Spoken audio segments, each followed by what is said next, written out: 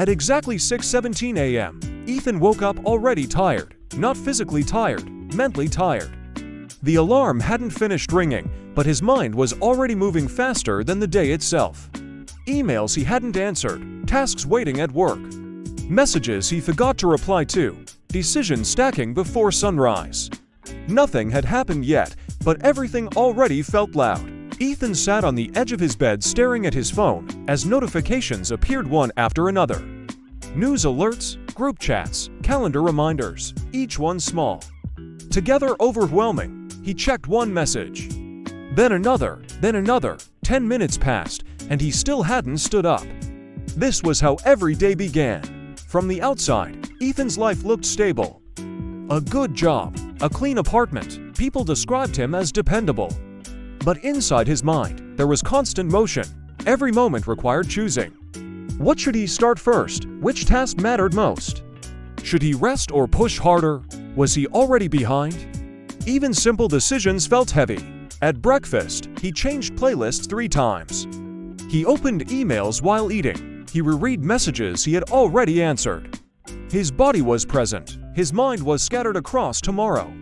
He told himself this was normal. Everyone was busy. Everyone felt pressure. But deep down, he noticed something uncomfortable. He was exhausted before real work even began. One afternoon at the office, Ethan noticed Lena. She worked at the desk across from him. Same deadlines, same workload, same demanding manager, yet Lena moved differently. She worked on one task at a time. No rushing, no frantic switching. She closed her laptop exactly at 5 o'clock, and somehow, she didn't look drained. Ethan watched her for weeks before finally asking, "How are you not stressed?" Lena smiled gently. "I am sometimes," she said. "I just stopped making unnecessary decisions." Ethan frowned. That answer sounded too simple to be real. Life wasn't simple. Work wasn't simple. But the thought stayed with him. That week, everything piled up. A project revision, unexpected meetings, messages arriving faster than he could answer. He opened multiple tabs trying to multitask. Nothing finished, everything half done. By noon, his chest felt tight. He stared at the screen, unable to start the next task. Not because he didn't care, because his mind felt full. That evening, he sat alone in his apartment, surrounded by unfinished plans, laundry waiting, groceries undecided, messages unanswered. He opened his laptop again. 5 tabs, then 10, then more. Information everywhere, clarity nowhere. For the first time, he whispered something out loud. "I can't think." The realization felt strange. He wasn't lazy. He wasn't incapable. He was overwhelmed by choice. Psychologists call it decision fatigue, when the brain spends so much energy choosing that thinking itself becomes difficult. Ethan wasn't failing. His mind was exhausted from deciding all day long. The next morning, he remembered Lena's words. Unnecessary decisions, he decided to experiment. Nothing dramatic, just fewer choices. He prepared his clothes the night before, a simple breakfast already planned. One single task written at the top of a notebook page, no debating, no optimization, just start. The first morning felt uncomfortable. Too quiet, almost wrong, but something unexpected happened. He finished his first task faster than usual. No switching, no second guessing, his thoughts felt slower. By midday, he noticed he wasn't as tired. Nothing about his workload had changed. Only the number of decisions. Days passed, he repeated the experiment. Same morning routine, same lunch, limited notifications. Instead of constantly choosing, he followed decisions already made.